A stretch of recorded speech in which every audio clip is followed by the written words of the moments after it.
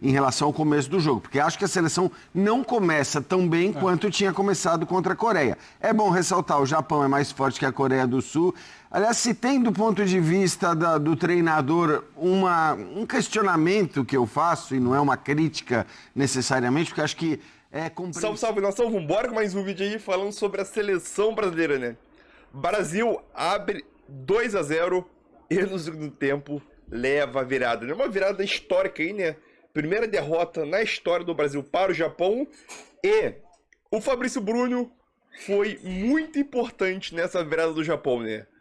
O jogador ex-Flamengo, atualmente no Cruzeiro, entregou 2 gols para a seleção do Japão, né? Os 2 primeiros gols. E o primeiro gol se assemelhou muito o que o Andreas fez contra o Palmeiras na final da Libertadores, né? Andreas 2.0, né? O gol, o erro, né? Muito semelhante, né? Obviamente, muitos jogadores, tipo Fabrício Bruno, na minha opinião, vai perder espaço após uma partida desastrosa. Entregou o primeiro gol e o segundo gol foi contra. Então, é aquilo, já deu pra perceber, né? Uma atuação, acho que, do Brasil no segundo tempo, que não tem nem comentário, mas eu quero saber a tua opinião sobre a atuação da seleção brasileira. No primeiro tempo foi até bem, foi superior ao Japão, conseguiu construir 2-0, mas no segundo tempo, em 25 minutos, leva 3 gols, né? Incrível. Então deixa seu like, se inscreve no canal, deixa sua opinião e vambora para o vídeo. Bruno, hein? Mano viciado em café, feliz sou eu, dele, não hein? pude tomar. Um abraço ao E Victor chororô, Viller, fazendo o seu drama habitual. Disso eu não estava com tanta saudade dele. Assim, Jean, Calçade, ele não tomou porque ele não chegou na hora do café. Eu acho que, claro, é óbvio você virar e falar 3-2, porque o Brasil tomou 3 gols em 25 minutos, fez no primeiro tempo de 2-0, vai passar pela falha individual do Fabrício Bruno. Acho que era o...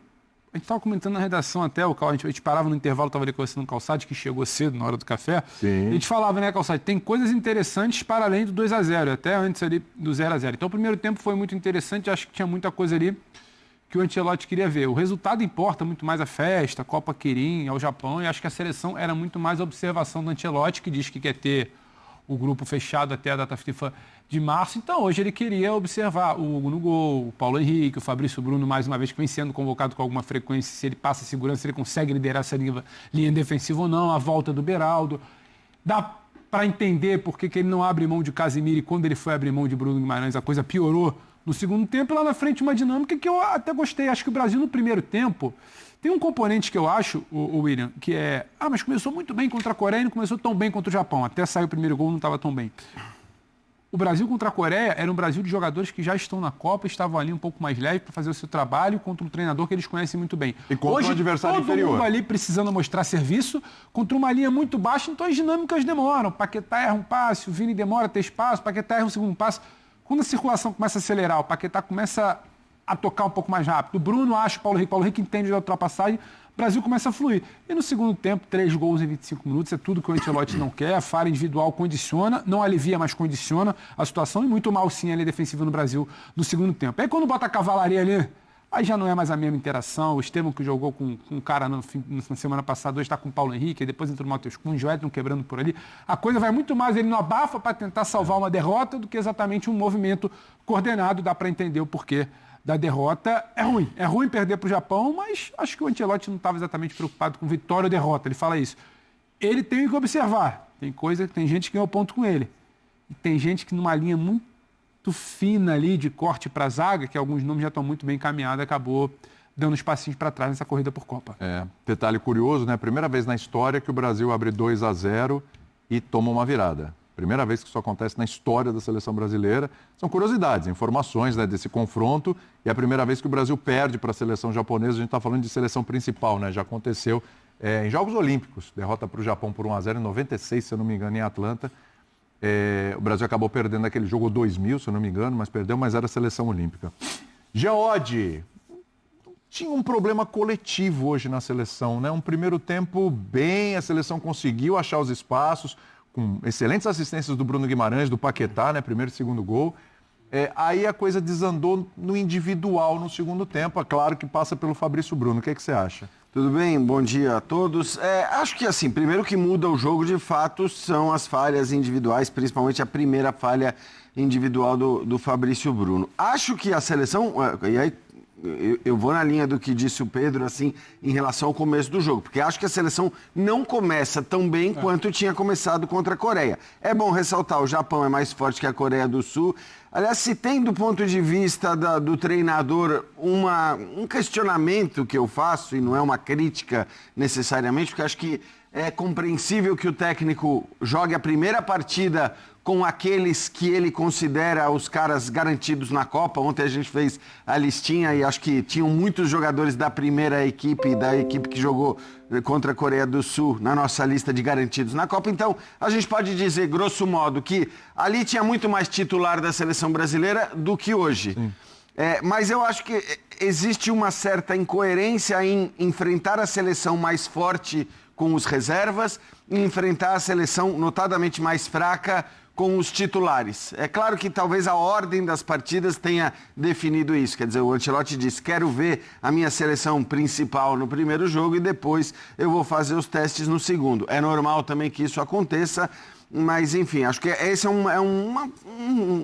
um ponto para se debater ou para se discutir. Em relação ao jogo coletivo, também estou com o Pedro. Eu acho que as coisas acabam mudando muito pelos erros individuais, né? E aí é uma pena para o Fabrício Bruno, realmente, porque acho que é o tipo de atuação que a gente falava ontem, né? A gente colocou na nossa lista de garantidos na Copa 4 zagueiros. E ele não estava. E nenhum dos caras que estavam em campo hoje, né, como titulares, os dois, Beraldo e Fabrício Bruno, estavam na nossa lista de garantidos na Copa. Só que a gente já tinha colocado 4, ou seja, a concorrência é muito, muito forte. Então, no momento que você tem outros 4 zagueiros, né, que acho que 3 indiscutivelmente estão na Copa, um quarto muito, muito perto disso, ainda que você leve mais 1 ou 2, me parece que as chances do Fabrício Bruno, depois da atuação de hoje, por melhor que ele esteja jogando no Cruzeiro, elas devem diminuir consideravelmente. Isso para o olhar individual. Mas não foi só ele também, porque acho que depois da falha do Fabrício Bruno, houve ali falhas coletivas na marcação, espaço deixado pelos laterais, o próprio segundo gol não é, ele coloca para dentro, mas não é só uma falha do Fabrício Bruno. Então, eu acho que estou curioso para ouvir o Ancelotti, porque no fim das contas, é a primeira derrota que conta no sentido de que a primeira derrota, não que conte muito essa derrota do ponto de vista de ponto ou de história, ainda que seja a primeira derrota para o Japão, mas é a primeira derrota em condições, num campo com condições de se jogar futebol. Porque eu acho que aquele jogo com a Bolívia perdeu, mas sinceramente aquilo ali a gente deve ignorar mesmo. Brasil classificado em condições ali adversas, enfim, aquilo a gente nem coloca na conta. Vitor Birner, a gente vai destrinchar um pouquinho mais individualmente, alguns jogadores e tudo. Começo contigo perguntando sobre o Hugo também, né? Que foi a primeira vez que o Hugo teve ali 90 minutos para mostrar serviço. O que você achou do Hugo e da seleção brasileira? Tudo bem? Primeiro, bom dia a você, William, Jean Calçade, ao Pedro, aos fãs do esporte. Pouco seguro.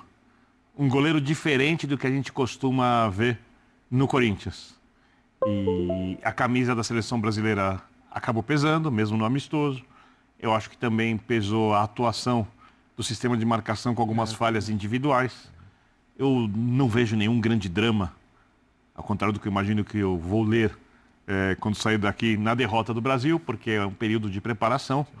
É óbvio que eu não vou comparar o nível técnico dos jogadores daquela geração com o dessa, mas eu sempre gosto de citar que o Brasil, quando ganhou seu último Mundial, perdeu de Honduras por 2-0 em torneio oficial, não em amistoso.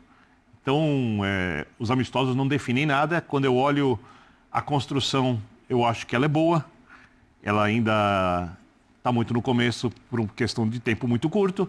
Como disse o Jean, há falhas defensivas e houve algumas pequenas também contra a Coreia do Sul na goleada do Brasil.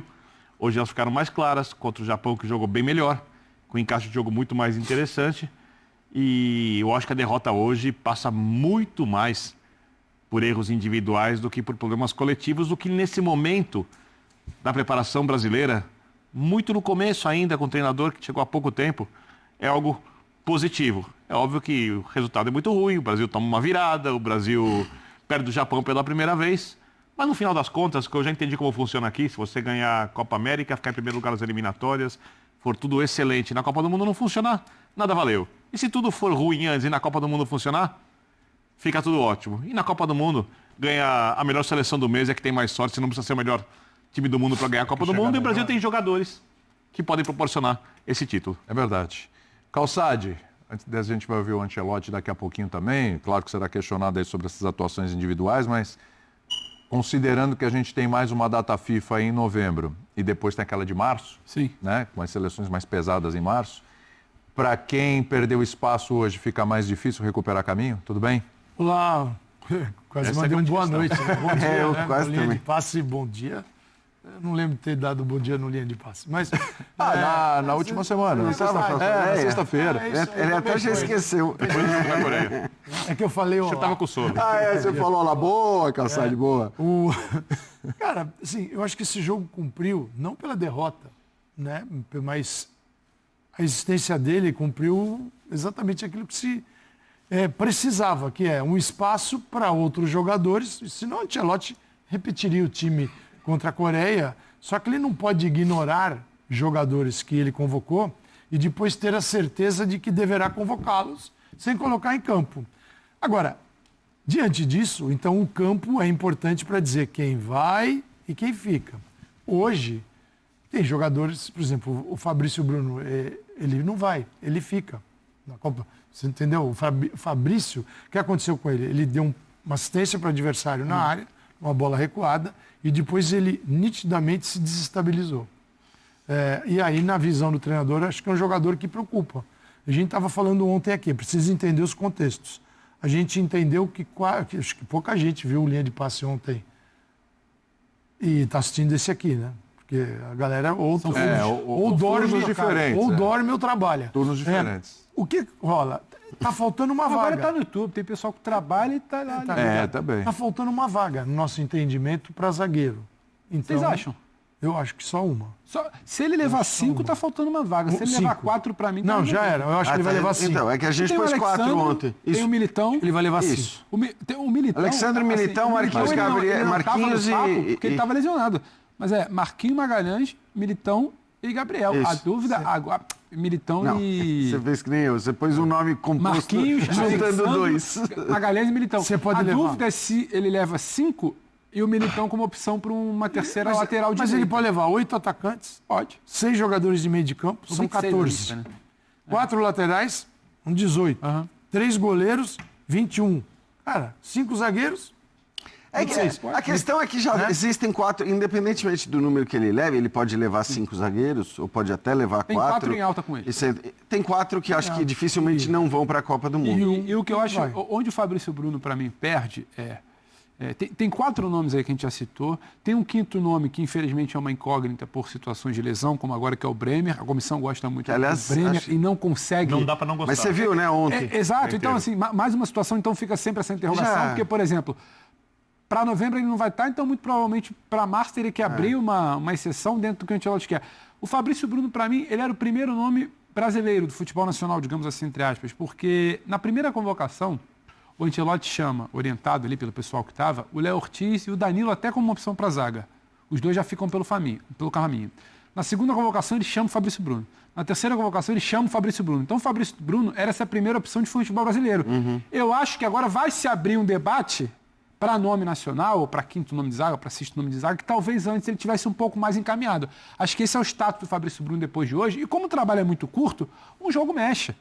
O Hugo Souza está cruel, né, Pedro? Mas para chamar de seu e pegar. O Fabrício Bruno queria não falhar, porque é a oportunidade que você tem para garantir uma Eu vaga acho na que, Copa. falando sobre zagueiros, eu acho que a chance do Beraldo aumenta, Sim, porque ele faz zaga e lateral. faz 2 e foi bem hoje. Porque no tem primeiro saída tempo. de bola e porque até agora as melhores atuações do Brasil foram jogando com um lateral ofensivo e um segurando, fazendo um 3-2-5 quando o Brasil consegue agredir o adversário, né, e marcando muito alto, tendo muita pressão e com a bola jogando num 3-2-5. Ele tem quem faz isso pela direita, o Militão, Sim. e ele não tem quem faça isso pelo lado esquerdo. Então, talvez por isso, tentando entrar na cabeça do técnico, a chance do Beraldo aumenta, mesmo ainda sendo um zagueiro que, por exemplo, precisa burilar mais para ser um jogador à altura de ser titular da seleção brasileira ou de passar confiança para o torcedor. Eu tenho certeza que o Bremer estava muito no radar do Ancelotti e que ele ainda não não podia ter sido chamado por conta da lesão, mas também me parece que o anúncio ontem de que ele vai parar por mais 2 meses, que vai voltar a jogar só em 2026, Fica difícil pra ele. acho que as chances... É difícil o cara voltar e voltar... Embora ele tivesse até voltado voando, ele precisa voltar voando em janeiro e a convocação é em maio. E o Ancelotti querendo convocar em maio. Então é isso aí, nação. Mais um vídeo aí para o canal, né? A seleção brasileira leva um apagão no segundo tempo, acaba levando a virada. E eu vou te falar uma coisa, é uma atuação ali, principalmente no segundo tempo, para poder esquecer, né? No primeiro tempo o Brasil jogou bem, foi superior ao Japão, conseguiu construir 2 gols, né? Um com o Paulo Henrique aí, é o jogador do Vasco, lateral direito do Vasco, e outro com um excelente passe de Paquetá, né? Para o Martinelli, que finalizou de canhota, e fez 2-0, né? Terminou o primeiro tempo, a intenção era, acho que a intenção de todo mundo, pô, Brasil 2-0, no segundo tempo vai controlar o jogo, ele vai conseguir pelo menos meter mais um gol, né, e finalizar o jogo. Começou o jogo, 7 minutos de jogo, 6, 7 minutos de jogo, Fabrício Bruno dá uma de Andreas, entrega o primeiro gol para o Japão. No segundo tempo, o jogador do Japão vai até a linha de fundo, cruza, acho que eu esqueci o nome do jogador, lembrar o nome do jogador japonês é difícil, né? Finaliza de canhota após o cruzamento e o Fabrício Bruno tentar tirar a bola, né? A bola ia em direção ao gol. Tentou tirar a bola bateu na canela e entrou pro gol. Entrou pro gol, né? Então o Fabrício Bruno diretamente participou dos 2 gols do Brasil, né? E o terceiro gol aí, após uma cobrança de escanteio, falha de marcação dentro da área. O Beraldo tentou chegar na bola, mas já era tarde. O jogador do Japão consegue dar uma cabeçada. O Hugo ainda... Não vou dizer que foi falha, porque a bola veio tão rápido e queima a roupa ali, né? Não vou dizer que foi falha. Porém, o Hugo, em uma finalização de fora da área, o Hugo quase entregou o 4º gol, né?